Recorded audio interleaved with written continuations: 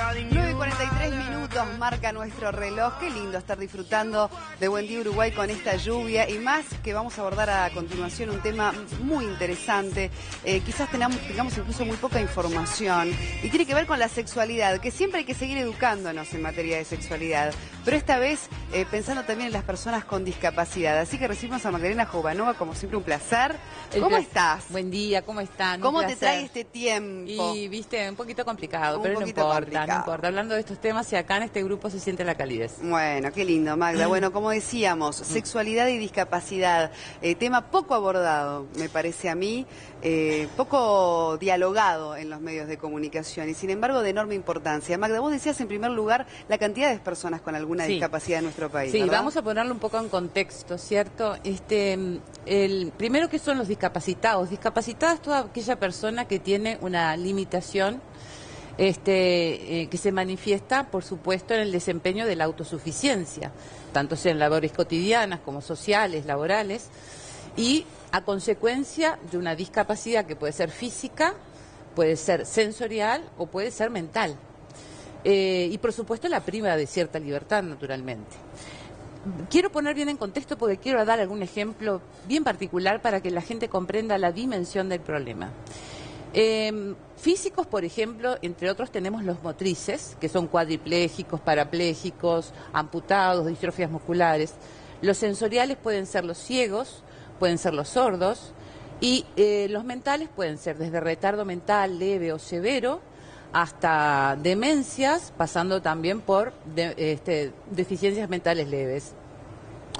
Bien, en Uruguay es muy importante porque ¿qué cantidad de discapacitados hay? Según el censo de 2011, Uruguay tiene un porcentaje de población discapacitada en el entorno del 15.8% de la población. Dentro de este porcentaje, más del 53% son jefes o jefas de familia. Y como sabemos, Uruguay realmente a nivel institucional, cultural, burocrático, tiene muchas limitaciones en cuanto al acceso a los servicios de las personas discapacitadas. Cuanto más así en el tema sexualidad. Vale recordar que en 1979 la Asociación Mundial de Sexualidad, y luego ratificada por distintos organismos de derechos humanos, declaró la Carta de Derechos Sexuales de los Minusválidos, así lo llamaba en ese momento, entre cuales nombra el derecho a la expresión de la sexualidad, el derecho a la intimidad, el derecho a la información, el derecho a lograr el máximo potencial como ser sexuado, entre otros tantos derechos que proclama esa carta. Bien, en Uruguay carecemos de estas cosas naturalmente y lamentablemente, porque no hay a nivel institucional o personal personas o instituciones que se encarguen específicamente de esta problemática y contemplen cada discapacidad en particular. Claro, vos hablabas de la figura del asistente sexual, sí, que existe en otros países y que en Uruguay podría ser de mucha utilidad. ¿Cuál sería la función de esa persona asistente? Bien, ¿no? El asistente sexual fue una figura creada en otros países, generalmente países de primer mundo, ahora vamos a decir cuáles. ¿Y qué consiste? Es una persona que está generalmente educada en sexualidad por un sexólogo clínico, perdón que estoy un poquito mal de la garganta. Tenés agua ahí, ¿eh? Sí, educada por un sexólogo clínico e instruida en cada tipo de discapacidad para atender específicamente en cada sesión, digamos, las condiciones y las limitantes que representan ese tipo de discapacidad. Están preparadas, como ya te digo, y surgen en algunos países nórdicos. Actualmente están implementadas en los países nórdicos, en algunos estados de Estados Unidos, creo que no todo, en la totalidad de Norteamérica, en Suiza, en Alemania y en otros países europeos. En Suiza específicamente, además, son solventadas por el Estado. Por tanto, surgen como una herramienta muy adecuada para este tipo de personas con estas limitaciones. Claro. Quiero poner un ejemplo bien concreto. Y no, además, también decir que se está trabajando para que esto suceda en nuestro país, porque si no, sí, Suiza nos queda lejos. No, nos queda lejos. Sí, actualmente estoy con una iniciativa, con una asociación dedicada a los trabajadores, que vamos a ver si esto da algún resultado. Pero quiero poner un ejemplo concreto. Un ejemplo concreto. Porque cuando hablamos de expresión en la sexualidad, ¿qué nos referimos? ¿Al coito nada más? No.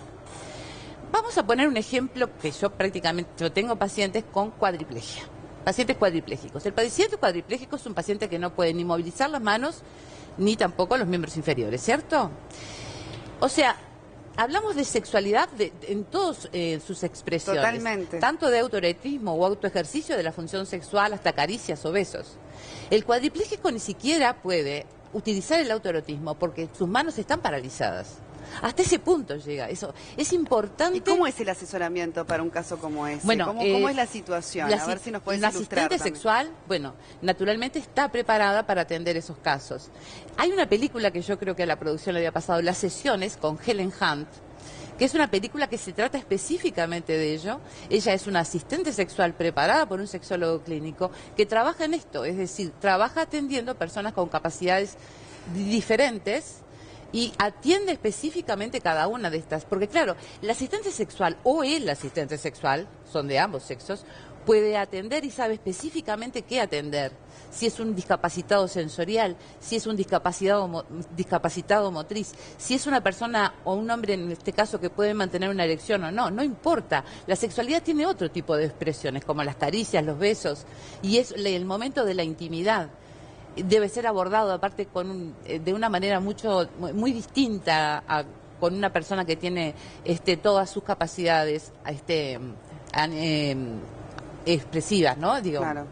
También pensaba, vos decías, en otro tipo de discapacidad, más allá de las físicas, que bueno, que obviamente requieren incluso de asesoramiento, porque son casos muy específicos. Muy específicos. Y yo pensaba también en otras situaciones, ¿no? El síndrome Down, por ejemplo. Y también el desafío muchas veces para los padres, para las madres, de enfrentar la etapa adolescente, lógicamente, la adultez, y poder también ofrecerles en ese sentido las herramientas para una sexualidad saludable. Sí, en este caso los Down, por supuesto, cuentan, en algún caso hay una organización específica, yo conozco a la directora, y además ella tiene un hijo Down, que no hay ningún inconveniente, porque ella sabe sobre el tema y lo ha educado, y si vos vieras bien educado lo que puede llegar a ser, él mantiene relaciones sexuales, tiene novia, y por supuesto hay que mantenerlo informado, además con el tema de la reproducción. Este es todo un tema, en el Down sobre todo es todo un tema, ¿no? Que en sexualidad está muy contemplado, porque el tema de la reproducción siempre es un tema cuestionable, es decir, dejamos que se reproduzcan, no dejamos que se reproduzcan, sabemos que los hijos de los Down, generalmente los responsables o los que se van a hacer van a estar a cargo de ellos tarde o temprano van a ser los abuelos, porque para el Down es difícil, bastante difícil mantener una paternidad o una maternidad adecuada, ¿no? Es todo un tema el asesoramiento en los Down, porque acá también se trata no solamente de la sexualidad erótica, sino también de la reproductiva. El discapacitado tiene que tener asesoramiento sobre la sexualidad reproductiva, ¿no? En caso de que no quiera la reproducción. Claro. ¿Cómo los padres tenemos que estar informados frente a esas situaciones, no? ¿Cómo dirías Mira, sería el abordaje, digamos, adecuado? Bueno, precisamente a mí incluso me están llamando de algunas asociaciones. ¿Down o cualquier situación, verdad, que requiera de una atención especial? Sí, me llamaron de la Asociación de Autismo para dar charlas. Y ahí uno tiene, de acuerdo a la discapacidad, para educar, uno tiene que saber muy bien y conocer muy bien la discapacidad, para ver qué tipo de comprensión puede llegar a ser el discapacitado. Yo, por ejemplo, he ido a dar charlas sobre educación sexual en la organización de sordos. Y cuando me acuerdo, hace muchos años, cuando fui a hablar con la directora, me decía que el tema de la lectoescritura es todo un tema para los sordos en este país, ¿no? Entonces, por tanto, en atención a esas limitantes que tienen y en atención a las limitantes que presenta el país, uno tiene que educar de acuerdo a esa discapacidad. No puede educar igual en todas las discapacidades, no puede atender igual a las discapacidades, porque las discapacidades son muy distintas. No es lo mismo un no vidente que un cuadripléjico. No es lo mismo una persona con una deficiencia mental que un sordo. Ahora, el apoyo psicológico, porque digo, más allá de cualquier limitante, yo siempre digo que todos somos discapacitados, ¿no? Sí, claro. Eso sin duda. En algún punto, en algún área es así. Sí. Pero digamos, el enfrentar, digamos, esa situación desde lo psicológico, ¿no? Porque la sexualidad y lo psicológico muchísimo van de la mano. Muchísimo, más los también padres, la percepción de uno mismo, ¿no? De su cuerpo, de sus posibilidades. ¿Cómo es también enfrentar ese tipo de situaciones? ¿Para la familia o para el discapacitado? No, para la persona, Para la persona, y en primer lugar, en general, todos los discapacitados que pueden acceder a estos servicios, lo he comprobado porque de alguna forma u otra, cuando mantienen relaciones sexuales o cuando mantienen alguna expresión de sexualidad, se sienten muy, muy felices, porque nadie se los brinda. Entonces, el hecho de poder obtener o de estar con alguien que le brinde esta atención es muy importante. Desde el punto de vista psicológico es muy bueno. Por eso el asistente sexual debe ser una persona preparada para atender. Pero no habiendo en este país todavía esa figura... No, no existe. ¿Qué podemos hacer? Bueno, tenemos que esperar que este país atienda, en algún lado contemple. A ver, el marco lo tenemos. Hay un marco legal que los gobiernos de los últimos años se han encargado, por suerte, de desarrollar en este país un marco, muchas leyes vinculadas con la sexualidad, con el cuidado y la expresión de la sexualidad tanto erótica como reproductiva, la ley del aborto, la ley sobre matrimonios igualitarios, una cantidad de leyes que contemplan la sexualidad. Por tanto, esta sería una más que estaríamos pidiendo. Digo que no estaría mal que viniera y le diéramos un empujoncito.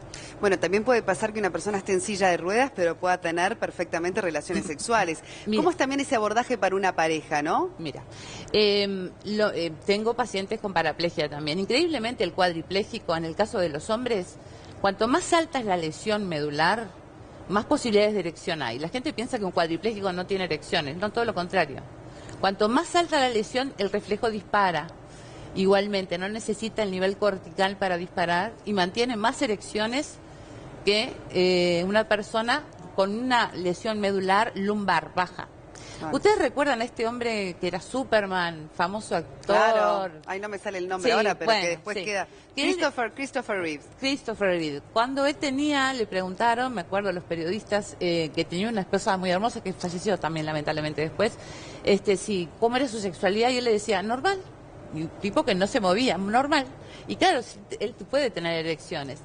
Los pacientes con lesionados medulares, como tú decías, con lesiones medulares lumbares, a nivel lumbar, o sea, bajo, son parapléjicos. Esos tienen más dificultades para la erección, pero igual la expresión sexual incluye otras variantes, no necesariamente la penetración, por tanto la erección es un tema menor. Lo que sí que el abordaje de estos pacientes no debe ser un trabajo sexual, es un trabajo con mucho esmero, con mucho cariño. Se precisa mucho el sentido, el tacto, por ejemplo, ¿no? Las caricias, claro, la intimidad. Vos me decís esto y yo pienso también la dificultad a veces de llevar adelante una pareja en esa situación. Pero pienso también quiénes son los demás responsables en poder brindarle el afecto a las personas en esas circunstancias. Porque como decís vos, trasciende lo sexual. Trasciende lo sexual, obviamente. Es el afecto de un ser humano a otro, digo, más allá de que haya un vínculo amoroso quizás de por medio, ¿no? El gran tema... Frente a situaciones extremas como las que vos planteás recién. Por ejemplo, las situaciones como tú bien decías se dan. Cuando hay pareja estable no hay mucho inconveniente, ¿cierto? Más allá de dar instrucciones y educación a la pareja u orientación en tal caso. Cuando no hay pareja estable es cuando se plantea el problema, porque no vamos a solicitarle a un familiar o a un padre que intervenga sexualmente, porque sería atentar contra el pudor, contra la intimidad, y realmente no es positivo. Por supuesto que no es una medida adecuada. Lo que sí es importante, hasta ahora no existe un marco legal, con lo cual los sexólogos nos vemos atados de pies y manos, porque si no sería promover otro tipo de instancia que legalmente estaría prohibida. Por tanto, el abordaje desde ese punto de vista no podemos aconsejar, bueno, a ver, que contrate una persona porque sería promover el trabajo sexual, cosa que no está permitido por la ley. Que yo promueva el trabajo sexual más allá que tenga una posición al respecto, que es muy firme y ya se me conoce al respecto, digo, no tengo en absoluto ninguna cuestión, pero legalmente estaría incurriendo en algo que no está dentro del marco legal. Y yendo más allá, ¿no?, de esa situación, yo te pregunto... porque aparte, existen dificultades, Sole, eso es lo importante, de socializar con esta población. No es lo mismo para un ciego, un cuadripléjico, como para tu caso o para cualquiera de nosotros, socializar. Es totalmente distinto. Las dificultades se ven incrementadísimas, con lo cual conseguir pareja en esos casos estables es muy difícil. Lógico, pero te pregunto también en ese sentido, entonces, la dimensión de la sexualidad en el ser humano, ¿no? Más allá de todo, porque uno insiste, ¿no?, en la importancia que tiene y demás, pero digo, ¿se puede prescindir? Pero lo que pasa que, a ver, ¿a qué llamamos sexualidad? Ese es el tema. Porque si solamente tenemos de una la vida idea, sexual, digamos. la vida sexual pueden ser muchas. Desde el auto ejercicio de la función sexual, y una persona puede ser feliz, hasta la expresión, las fantasías sexuales son una expresión de la sexualidad. El solo hecho de pensarlas. Lo cierto es que es bueno, la sexualidad va mucho más allá de lo que es el coito. La pensamos, yo creo que lo he dicho más de una vez. Yo siempre digo que el paciente sexológico muchas veces va al consultorio a desnudar el alma. Cuando habla uno a desnudar el cuerpo y en realidad va a desnudar el alma, ¿no es cierto? Es decir, incluye mucho más que lo físico. Está muy imbuido de las emociones, del ser íntimo de uno. Por eso es tan importante la sexualidad, lo que representa la sexualidad en el ser humano. Y existen los derechos sexuales como derechos humanos. Por tanto, lo que pasa es que no se nos escapa en esta cultura que aún tenemos, que no dimensionamos la sexualidad al 100%. Yo tengo pacientes, como ya he dicho, de más de 90 años. Y por supuesto muchas veces no tienen coito porque no tienen una erección adecuada. Pero tienen expresión de su sexualidad. Somos seres sexuados desde que nacemos hasta que nos morimos. O sea, eso es inherente al ser humano. Por tanto, es una dimensión que hay que contemplar siempre. Y en este caso, más que nunca, tenemos que considerarlo, ¿no? Bien, bueno, Magdalena, ha sido muy interesante, muy también, lógicamente, amplia la temática, como para poder profundizar en cada uno de los aspectos, pero por lo pronto el tema está y está planteado. Bienvenida también la gente que quiera acercarnos en ese sentido, sus experiencias, sus consultas o sus dudas, para ver si en otra instancia podemos repetir, quizás puntualizando específicamente en algunas inquietudes que ustedes planteen. Bueno, Sole, muchas gracias y ojalá que así sea y que todo el mundo esté inquieto al respecto, porque sería importante, cuanto más personas se unan a esto, más podremos hacer al respecto. Y dejar los prejuicios, ¿no? De lado, para poder ser felices todos, desde el lugar que nos toca en esta tierra.